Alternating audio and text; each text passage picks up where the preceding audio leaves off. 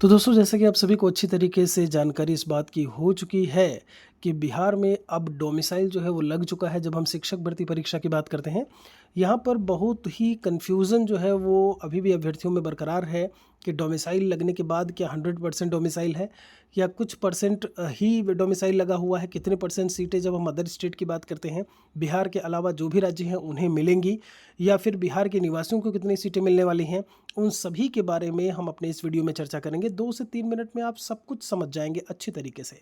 कितनी सीटें आपके लिए हैं, कितनी सीटों पर आपको फ़ाइट करनी होगी, पहले क्या कुछ नियम कानून था, अभी क्या कुछ परिवर्तन हुआ है, सारी चीज़ें। वीडियो में लास्ट तक बने रहिएगा और आपको लगता है कि आपको ये चीज़ समझ में आ गई है, तो बाकियों तक भी इस वीडियो को शेयर ज़रूर करिएगा।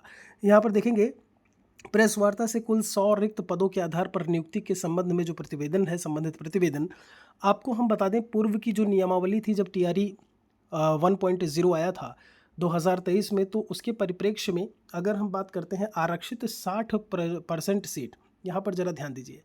अगर कहीं भी 100 रिक्त पद हैं, मतलब अगर 100 वैकेंसीज आती हैं, तो उसमें 60% जो है वो रिजर्व कैटेगरी में चला जाता था। ठीक है, बहुत सीधा सा है। 100 का 60%, 60 सीट हुआ, यानी 60 पद। देखिए यहाँ पर लिखा हुआ है, मेंशन किया हुआ है, साफ साफ दिख रहा है। ठीक है, अब जो आरक्षित यानी जो रिजर्व सीटें थी, इनमें कौन कौन थे? बीसी था, ईबीसी था, एससी था, एसटी, आरएफ, ईडब्ल्यूएस, ये सारे के सारे इन 60% में शामिल होते थे। ठीक है, ये पहली बात हो गई। अब यहाँ पर कुछ बातें इन्होंने लिखी हुई हैं। सभी पद बिहार के निवासी के लिए जो बिहार या बिहार के बाहर के संस्थानों से उत्तीर्ण हैं की नियुक्ति की जाती थी। ठीक है, मतलब कहीं से भी वो पढ़े हों लेकिन वो निवासी बिहार के हैं, तो ऐसे में उनका वो बीसी कैटेगरी, ईबीसी से हो सकते, एससी एसटी से हो सकते।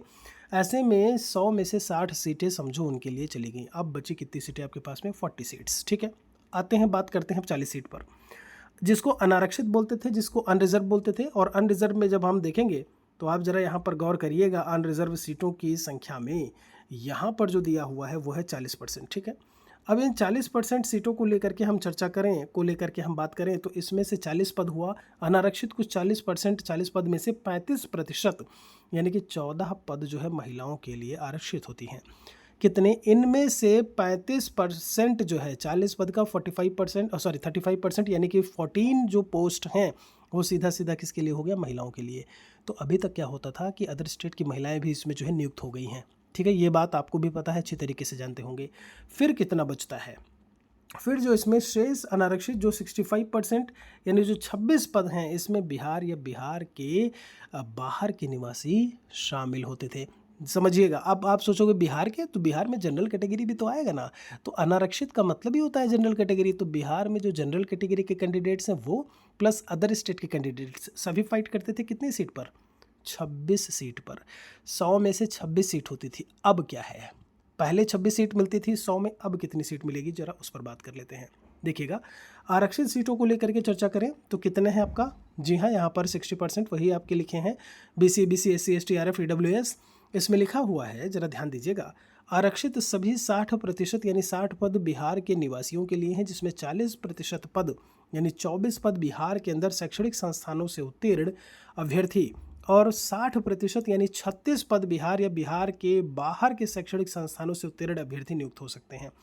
आपने देखा एक नोटिफिकेशन जो है जो दिया है इन्होंने आज की डेट में, उसमें इन्होंने लिखा है कि मैट्रिक और इंटरमीडिएट की परीक्षा आपके बिहार से है तब तो आपको 40% रिजर्वेशन वाले में शामिल किया जाएगा, मतलब 24 पद में। अब ये भाई रिजर्व कैटेगरी है, तो अदर स्टेट वाले पहली चीज़ इस पर बात ना करें बिल्कुल से। ठीक है, ये 60 पद यहीं के लिए है।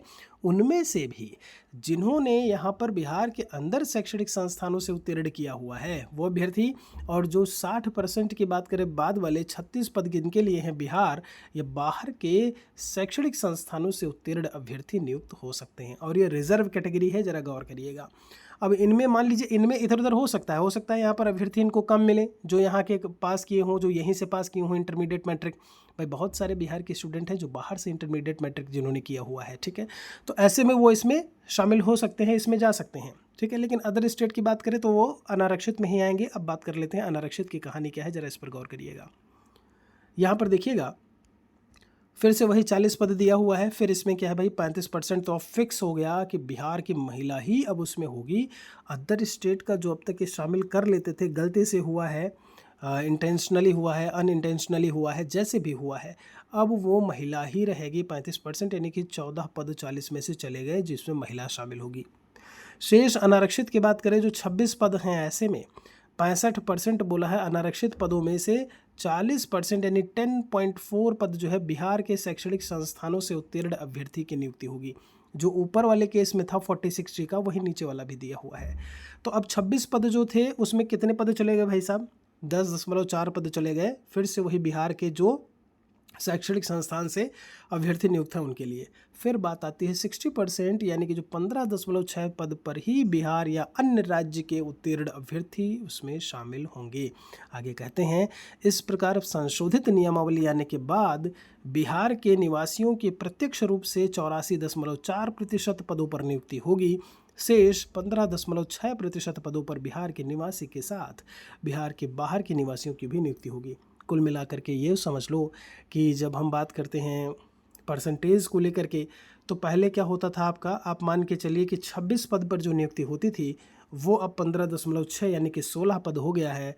10 पदों का कहीं ना कहीं नुकसान जो है, यही बस इतना ही अंतर है। पहले 26 पद होते थे जिसमें जनरल कैटेगरी में बिहार के निवासी प्लस अदर स्टेट, अभी आपके पास 16 पद हैं जिसमें बिहार के general candidate plus other state. Other state वैसे भी जनरल में ही आता है। तो उम्मीद करते हैं कि आपको बहुत अच्छे से जो आंकड़ा है, जो चीज़ें हैं वो समझ में आ गई होंगी। कोई भी अगर अभी भी कन्फ्यूज़न रखता है तो आप कमेंट सेक्शन में हमारे लिए लिख सकते हैं। वीडियो को बाकियों तक शेयर ज़रूर करिएगा। बहुत बहुत शुक्रिया आप सभी का।